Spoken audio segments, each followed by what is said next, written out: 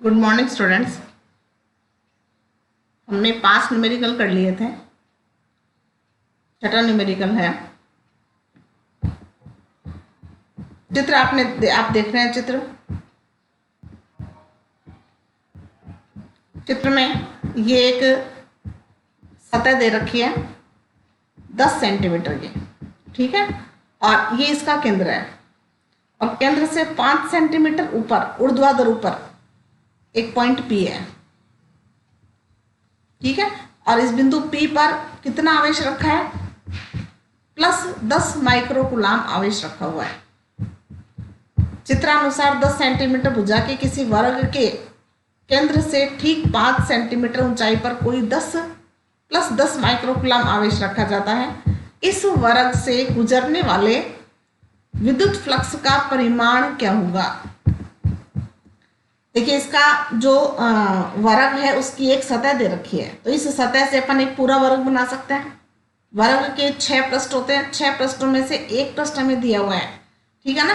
तो इसके ठीक लंबवत यहाँ पर अपन एक पृष्ठ बना सकते हैं। एक पृष्ठ अपन यहाँ बना लेंगे, एक यहाँ बना लेंगे, एक यहाँ बना लेंगे ऊर्ध्वाधर ऊपर, ठीक है, और एक उनके अपन ऊपर लगा देंगे यहाँ, तो एक घन बन जाएगा पूरा, ठीक है ना। और उस घन का मध्य बिंदु क्या होगा? बिंदु P। मध्य बिंदु कैसे होगा? क्योंकि यहां से ये 10 सेंटीमीटर है ना, तो यहां से जब अपन ऊपर लेंगे इसको 10 सेंटीमीटर, जैसे मान लो ये 10 सेंटीमीटर है, 10/10 का है, इसके ऊपर अपन यूं ऐसे लेंगे तो ये भी तो 10 सेंटीमीटर आएगा ऊपर, ये 10 सेंटीमीटर आएगा, ये 10 सेंटीमीटर आएगा, ये वाला 10 सेंटीमीटर आएगा और 10 सेंटीमीटर ये आएगा। और इस सतह के मध्य बिंदु से 5 सेंटीमीटर ऊपर बिंदु P है, तो ये जो बिंदु P होगा ये पूरा अपन घन अगर बना लिया हमने, तो वह इसके घन के मध्य बिंदु पर स्थित होगा बिंदु P।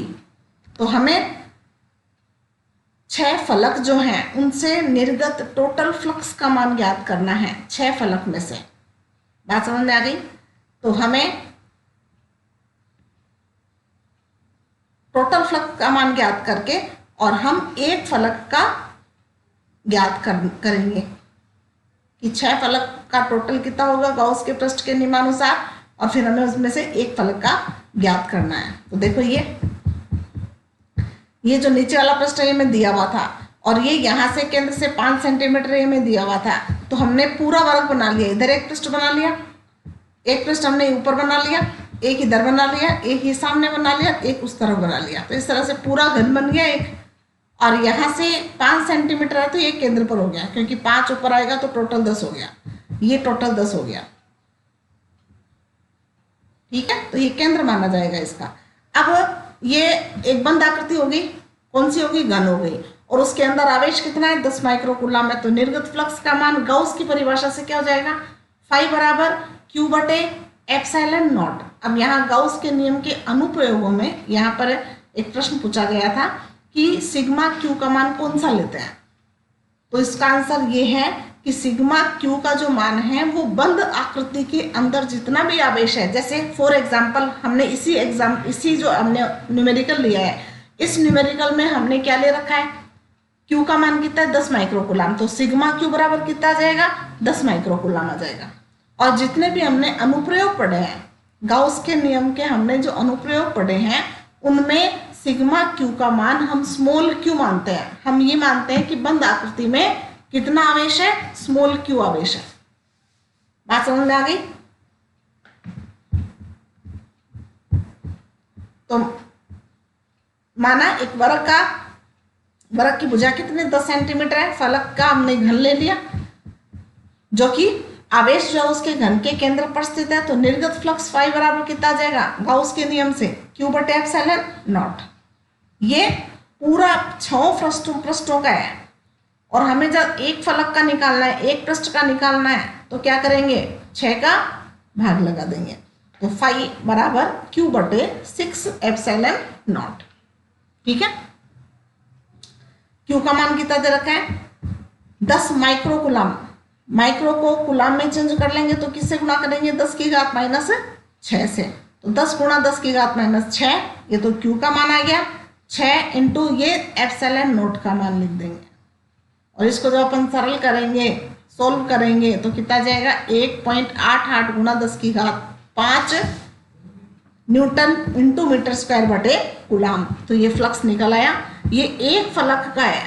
अगर हमें 6 फलक का निकालना है या पूरे यही प्रश्न अगर बदल कर आ जाए कि घन से निर्गत फ्लक्स का मान ज्ञात करो, तो 6 का भाग नहीं लगाओगे, ठीक है ना।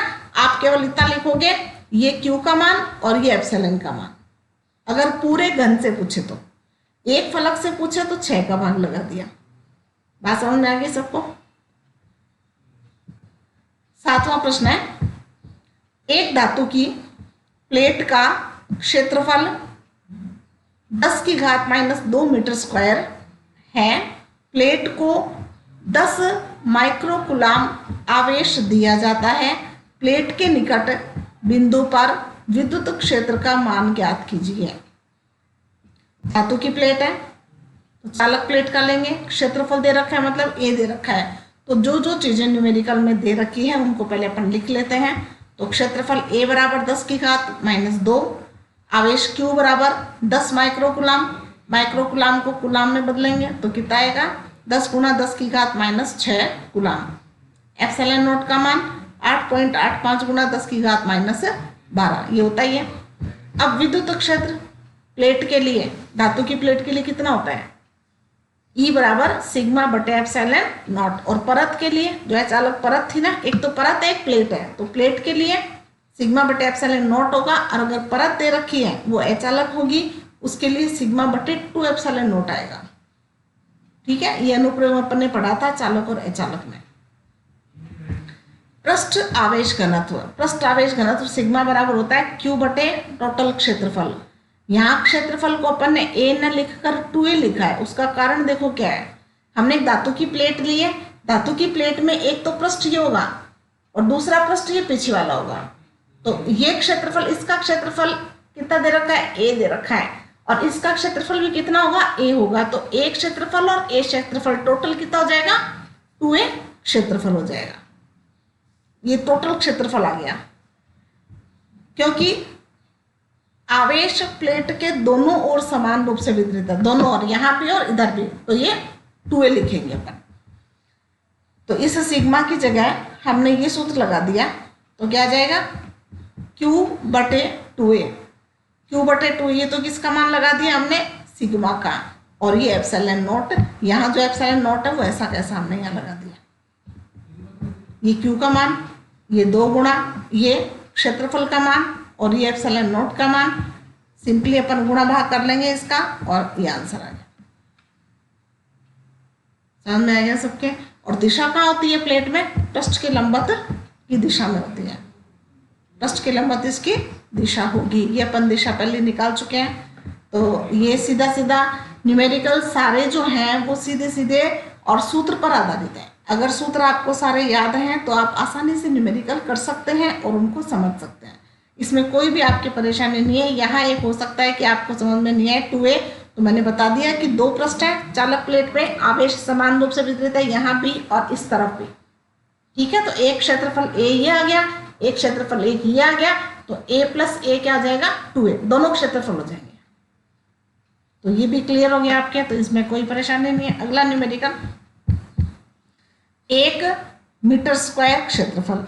तो ए दे रखा है, ए बराबर 1 मीटर स्क्वायर के धात्विक पृष्ठ एक दूसरे के समांतर 0.05 मीटर की दूरी पर रखे हैं। दोनों पर समान परिमाण के परंतु विपरीत आवेश है। ये देखो 2 प्लेटें इस प्रकार से दिया हुआ है, न्यूमेरिकल इस प्रकार से दिया है, 2 धातु की प्लेटें हैं।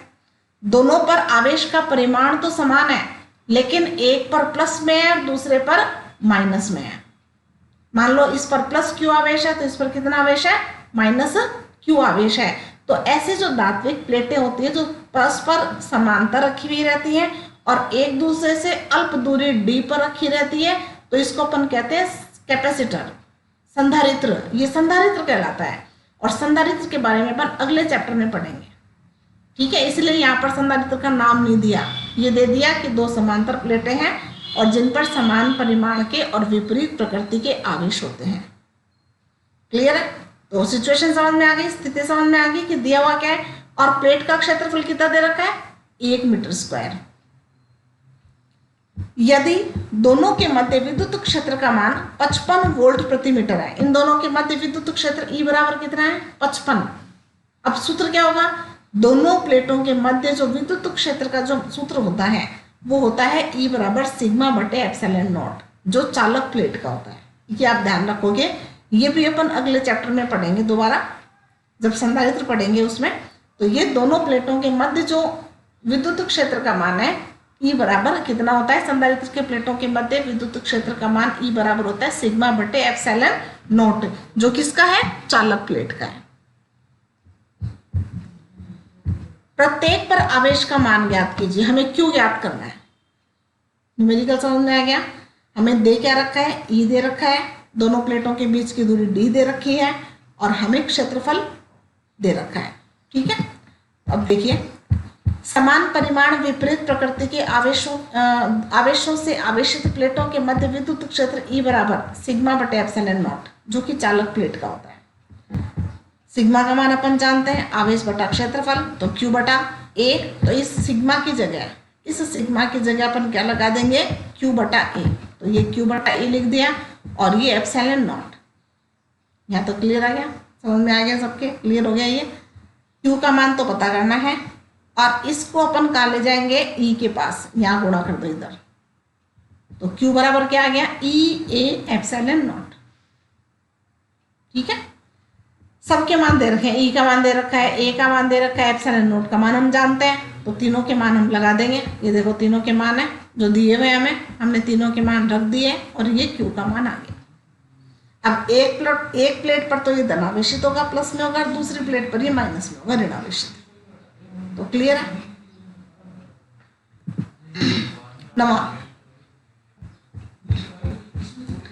एक 9 गुणा 10 की घात -5 ग्राम द्रव्यमान का एक कण का द्रव्यमान दे रखा है हमें।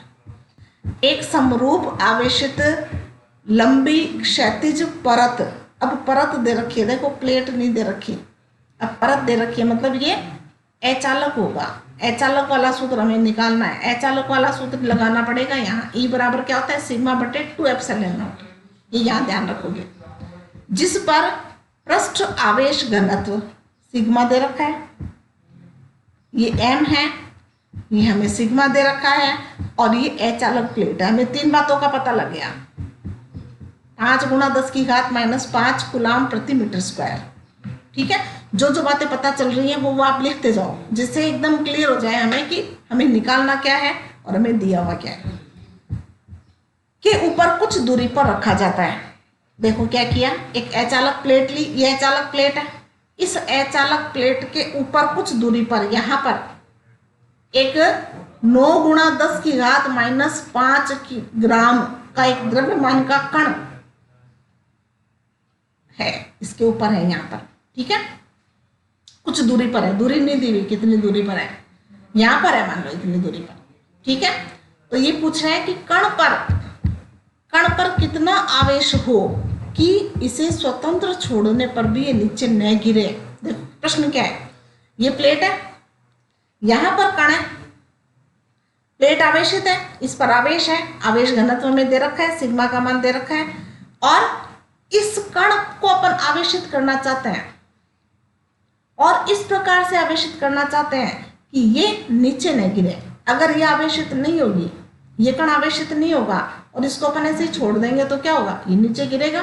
क्यों? क्योंकि गुरुत्वाकर्षण बल नीचे की ओर लग रहा है, mg लग रहा है ना नीचे की ओर, इस कण पर mg नीचे की ओर लगता है, और mg जब नीचे की ओर लगेगा तो ये कण नीचे गिर जाएगा। ठीक है, तो प्रश्न वाला ये चाहता है कि ये कण नीचे नहीं गिरना चाहिए, हम इसे कितना आवेश दें कि ये कण नीचे न गिरे। तो न्यूमेरिकल समझ में आ गया होगा, हमें इस कण को आवेश देना है। अब अपन ये मान लेते हैं कि इस पर धनात्मक आवेश है प्लेट पर, तो हम कण को भी कैसा आवेश दें, धनात्मक ही आवेश दें। ठीक है ना, तो इस कण पर कहने का मतलब है कि ये अगला कह रहा है कि नीचे नहीं गिरे। नीचे नहीं गिरने का मतलब है कि इस पर नीचे की ओर जितना बल लग रहा है उतना ही बल अगर ऊपर की ओर लगने लग जाए, तब दोनों बल एक दूसरे को निरस्त कर देंगे, और दोनों बल एक दूसरे को निरस्त कर देंगे तो क्या होगा,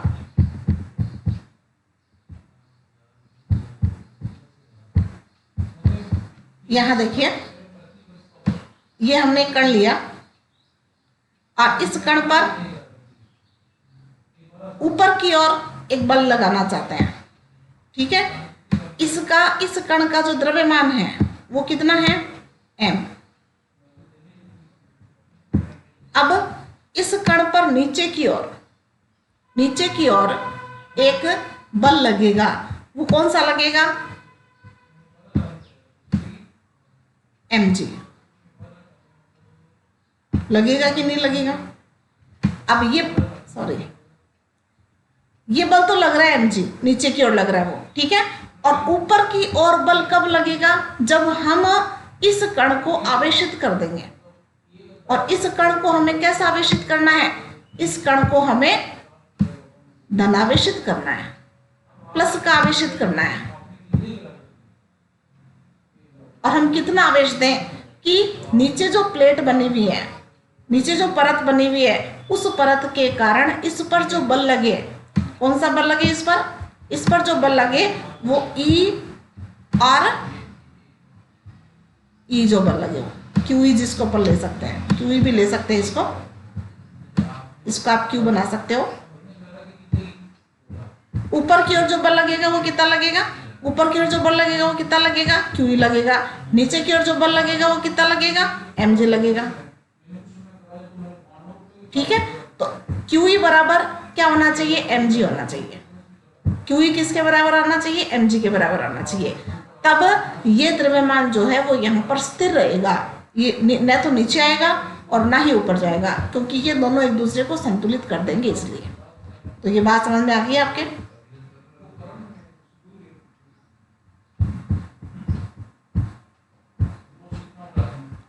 तो इस प्रकार से हम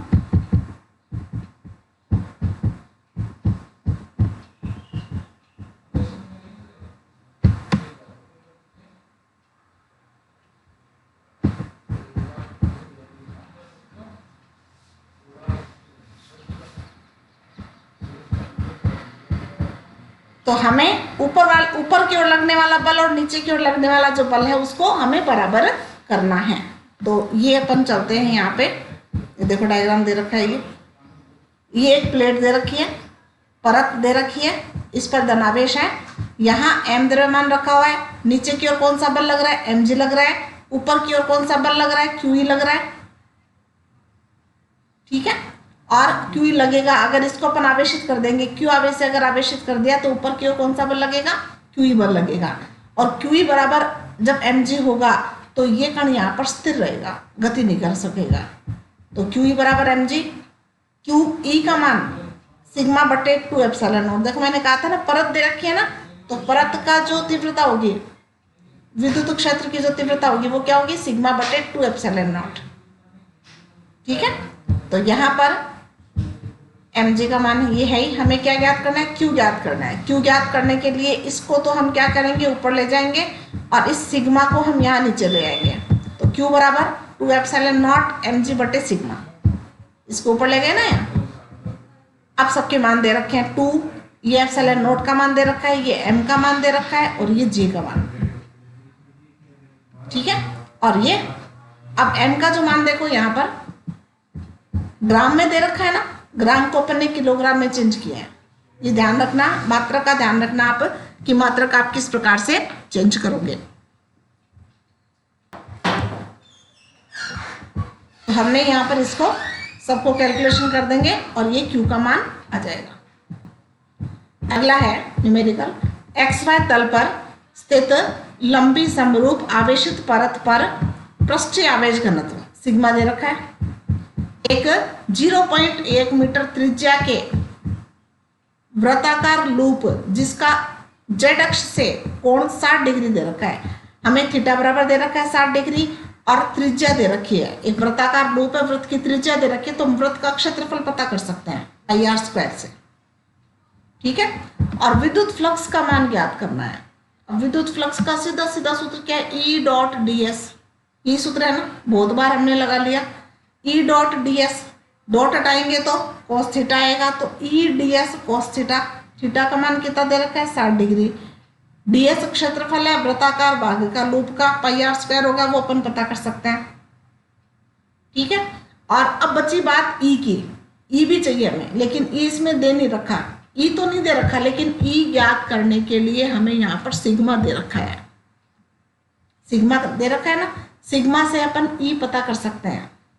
और ये कौन सी आवेशित परत है? आवेशित परत का मतलब हमारे पास में यहाँ अचालक परत है, तो ई बराबर सिग्मा बटे 2 एप्सिलॉन नॉट होता है ना। तो ई बराबर सिग्मा बटे 2 एप्सिलॉन नॉट से सिग्मा का मान लिख देंगे, एप्सिलॉन का मान लिख देंगे और ई निकाल लेंगे। तो हमने ई निकाल लिया, पाई आर स्क्वायर से हमने एस निकाल लिया, और कोस थीटा कोस 60 का मान अपन जानते हैं, तो हम फाई ज्ञात कर सकते हैं। आ गया सबके समझ में? देखिए क्या किया, ई व डीएस के बीच का कोण कितना है? थीटा बराबर 60 डिग्री। तो एक्स वाई तल में स्थित आवेशित परत पर पृष्ठीय आवेश घनत्व सिग्मा बराबर दे रखा है 5 गुणा 10 की घात -16। 5 गुणा 10 की घात -16 ये दे रखा है। आर का मान कितना दे रखा है? 0.1 मीटर। पाई आर स्क्वायर से हमने एस का मान निकाल लिया, ये एस का मान आ गया। विद्युत क्षेत्र ई बराबर सिग्मा बटे 2 एप्सिलॉन नॉट, परत है इसलिए अचालक वाला अपन फॉर्मूला लगाएंगे यहाँ, और ये सिग्मा का मान, ये एप्सिलॉन नॉट का मान, और नीचे 2 लगा दिया, तो हमने ई पता कर लिया।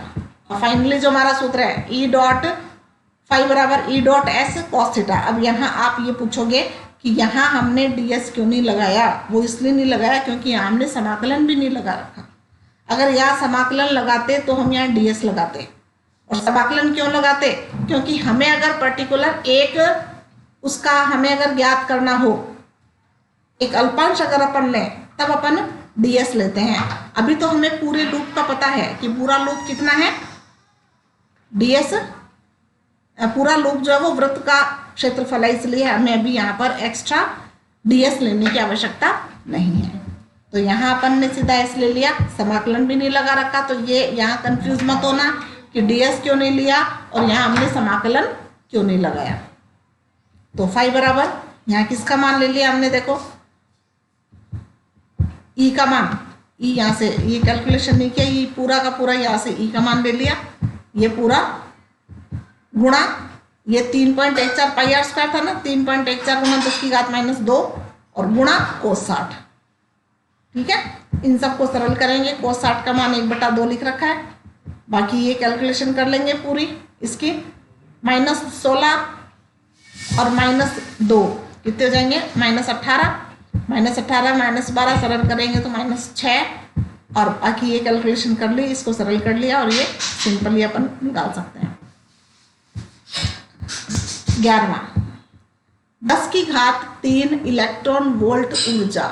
अब हमें यहाँ ऊर्जा दे रखी है का इलेक्ट्रॉन 5 मिलीमीटर दूरी, हमें दूरी दे रखी है, डी दे रखी है, से एक अनंत विस्तार की चालक प्लेट।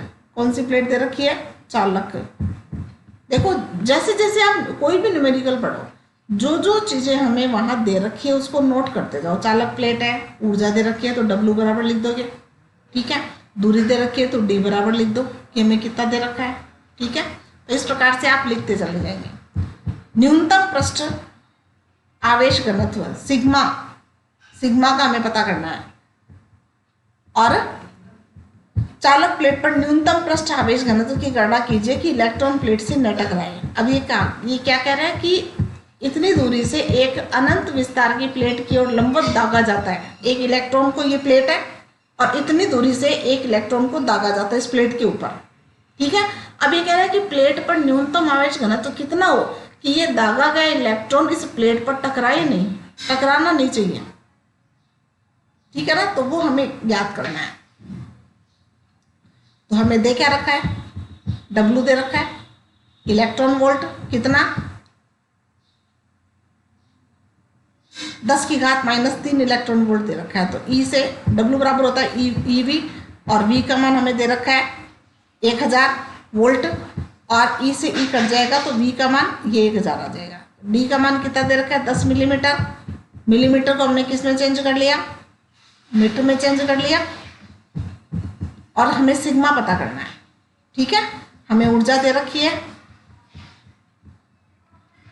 डब्लू जो है वो V का मान दे रखा है 1000 वोल्ट, देखो 10 की घात 3 दे रखा है ना। इतना विभव, इतने विभव का वो इलेक्ट्रॉन है। E आवेश पर बल F बराबर QE होता है ना, QE, F बराबर QE। यहाँ पर Q जो आवेश है वो क्या है, इलेक्ट्रॉन का आवेश है।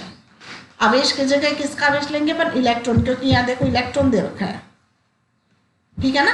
तो एक इलेक्ट्रॉन का आवेश आ जाएगा। E का मान क्या होता है, सिग्मा बटे एप्सिलॉन नॉट। E बराबर सिग्मा बटे एप्सिलॉन नॉट क्यों लगाया, क्योंकि चालक प्लेट है। अनुप्रयोग के सूत्र जो हैं वो बार बार यहाँ काम आएंगे। चालक प्लेट का तीव्रता का सूत्र E बराबर सिग्मा बटे एप्सिलॉन नॉट, ठीक है। तो F बराबर QE होता है और E का मान हम ये लगा देंगे तो ये F बराबर आ जाएगा। W बराबर F डॉट डी होता है, जानते हैं अपन F डॉट डी। F का मान अभी पीछे निकाला, E सिग्मा बटे एप्सिलॉन नॉट। F का मान अभी अपन ने निकाला, E सिग्मा एप्सिलॉन नॉट, और गुणा ये हमने D लगा दिया, ठीक है। W का मान जो है वो पीछे हमने निकाल रखा है, ये 1000 E, तो हमने यहाँ W की जगह लगा दिया 1000 E, ठीक है। अतः न्यूनतम पृष्ठीय आवेश घनत्व सिग्मा बराबर E से, देखो E से E कट जाएगा और हमें सिग्मा निकालना है, तो एप्सिलॉन नॉट का तो ऊपर गुणा कर दो और D का यहाँ पर नीचे भाग लगा दो, तो 1000 E बटे D। एप्सिलॉन नॉट का मान लगा दिया, D का मान हमें दे रखा है वो लगा दिया।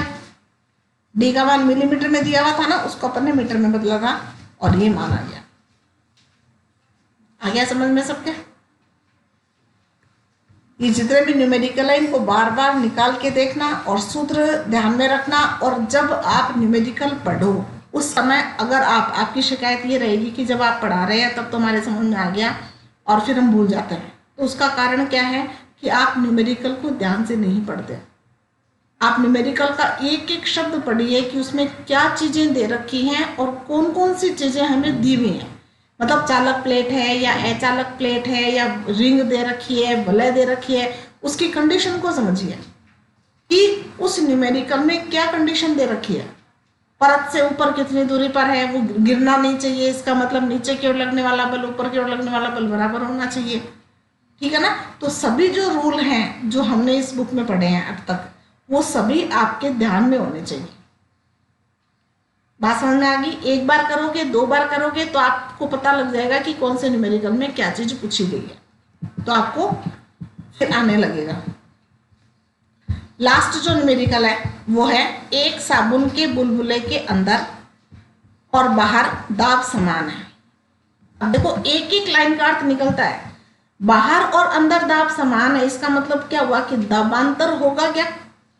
अंदर दाब मान लो P है, बाहर भी दाब कितना है P, तो दाबांतर उत्पन्न हुआ क्या, नहीं हुआ ना। तो दाबांतर कितना हो गया 0, मतलब दाब अधिक्य नहीं है। हमने साबुन के बुलबुले वाला पढ़ा था, आपको याद होगा। साबुन के बुलबुले में हमने अतिरिक्त दाब को शून्य किया था, तब वो फूट जाता है। ये कंडीशन लगाई थी कि जब दाबांतर शून्य होगा अर्थात दाब अधिक्य जब 0 होगा, अर्थात बुलबुले के जो अंदर है वो दाब और बाहर जो दाब है वो जब समान होगा, बराबर होगा, तब वह साबुन का बुलबुला फट जाएगा। ये बात अपन ने पढ़ी थी, ठीक है ना। तो दाबांतर 0 है। दाब समान होने का मतलब क्या हुआ, दाबांतर 0 है। तो एक लाइन का एक मतलब निकल गया। आगे दे रखा है साबुन के घोल का पृष्ठ तनाव। पृष्ठ तनाव को अपन किसे व्यक्त करते हैं, T से। तो T का मान कितना है 0.04 न्यूटन प्रति मीटर। पृष्ठ तनाव के बारे में अपन ने 11वीं क्लास में पढ़ रखा है, ठीक है। और बुलबुले का व्यास 4 सेंटीमीटर दे रखा है, तो यहाँ से अपन त्रिज्या पता कर सकते हैं। तो त्रिज्या कितनी आ जाएगी 2 सेंटीमीटर। बुलबुले पर आवेश का मान ज्ञात कीजिए, हमें Q का मान ज्ञात करना है। डेरिवेशन में हमने R निकाला है, हमने T निकाला है, हमने Q निकाला है, हमने सिग्मा निकाला है। 4 सूत्र निकाले थे हमने। उन चारों सूत्रों में से इसमें Q का मान पूछा है और डायरेक्ट सूत्र है, सीधा सूत्र दे रखा है। सीधे सूत्र में आपको केवल मान रखने हैं, ठीक है। तो सूत्र आपको अगर याद होगा तो आप सीधा मान रख सकते हो। तो टी बराबर कितना है 0.04 न्यूटन प्रति मीटर। आर का मान 4/2, 2 सेंटीमीटर। सेंटीमीटर को किस में बदलोगे? मीटर में। ये भी आप हमेशा ध्यान रखो, मिलीमीटर, सेंटीमीटर जो भी दे रखा उसको सबसे पहले किस में बदलना है? मीटर में। यदि साबुन के आवेशित बुलबुले में दाबांतर शून्य है, ये दे रखा है देखो, दाब समान है ना, इसका मतलब क्या हुआ? दाबांतर शून्य है। तो बुलबुले पर आवेश Q बराबर 4π√8T एप्सिलॉन नॉट r³। ये अपन ने पीछे सूत्र निकाला हुआ है, वो का वो सूत्र यहां पर लगाया है। ठीक है, 4 गुणा पाई का मान 3.14, √8, टी का मान 0.04 ये दे रखा है, टी का मान 0.04 वो लगा दिया, एप्सिलॉन नॉट का मान 8.85 गुणा 10 की घात -12 होता है। त्रिज्या दे रखी है 2 गुणा 10 की घात, ये देखो 2 गुणा 10 की घात -2, तो पावर कितनी लगा देंगे ऊपर? 3। ठीक है, इन दोनों को गुणा करेंगे तो ये आ जाएगा, और इन सब को गुणा करेंगे, इसको भी देखो घात 3 है ना, तो यहाँ 8 आ जाएगा। 2 गुणा 2 गुणा 2 कितना आएगा? 8। ठीक है, और ये आ जाएगा 10 की घात -6। ये -6 है, ये -12 है, तो -18 हो जाएगी। ये -18 होगी, और इसको और यहाँ से 8 को, इन सबको गुणा करोगे तो 22.656 आएगा। इसका जब अंडर रूट निकालोगे तो 10 की घात -18 का तो 10 की घात -9 निकल जाएगा, और इसका जब रूट निकाल कर इससे गुणा करोगे तो इतना आ जाएगा। ये कैलकुलेशन आप करके देखना, और ये 10 की घात -9 लगा रखा है तो ये नैनो आ गया। आगे बात समझ में? तो ये आपका चैप्टर कंप्लीट हो गया है, पहला और दूसरा, ये 2 चैप्टर कंप्लीट हो गए हैं। इसके न्यूमेरिकल आप मैं बार बार कहती हूँ, मुझे असाइनमेंट में लिख कर भेजना पड़ेगा कि आपके किसी भी बच्चे के जो न्यूमेरिकल हैं आप नोटबुक में करके और मुझे फोटो खींच के उसका दिखाओ। ठीक है ना, जितने भी न्यूमेरिकल है, मैंने पहले लेसन के भी न्यूमेरिकल आपको करवाए थे, उनको भी आपको नोटबुक में करने हैं, और मैंने सेकंड लेसन के जो न्यूमेरिकल करवाए हैं उनको भी आपको नोटबुक में लिखने हैं, और उनकी फोटो खींचकर मुझे दिखानी है। आप समझ नहीं रहे हैं, असाइनमेंट दिखाना अनिवार्य है, वरना आपकी उपस्थिति नहीं मानी जाएगी। ठीक है, तो आप ये जो न्यूमेरिकल हैं वो अपनी नोटबुक में ज़रूर करें, इसमें लापरवाही न करें, क्योंकि ये लॉकडाउन वाली जो स्थिति है या स्कूलिंग वाली जो स्थिति है वो पता नहीं कितने लंबे समय तक चले, हम कुछ नहीं कह सकते। इसलिए आप अपना अध्ययन इस वीडियो के माध्यम से रेगुलर रखें। ठीक है, और इसे सीरियसली लें। आप समझ रहे हैं मेरी बात को? तो ये आप देखें ध्यान से, और इनको बार बार न्यूमेरिकल को करके देखें, और जो बात आपके नहीं समझ में आ रही है वो आप पूछें। और जब भी आप कोई प्रॉब्लम पूछते हैं वो आपकी जब क्लियर हो जाती है तो आप रिटर्न दिया करो वापस। आप वापस लिखा करो कि हमारी समझ में आ गई है, या हमें पता चल गया है, या जो भी आप ओके या जो भी आप लिखना चाहते हो कि आपकी समस्या सोल्व हो गई, इस बात का मुझे पता लगना चाहिए कि मैंने जो मेरे वीडियो में आपको बताया है, आपकी जो प्रॉब्लम है उसको मैंने बताया, वो आपकी क्लियर हो गई, ये बात मुझे पता लगनी चाहिए कि आपकी समस्या सोल्व हो चुकी है। ठीक है, तो आज के लिए इतना काफ़ी है। धन्यवाद।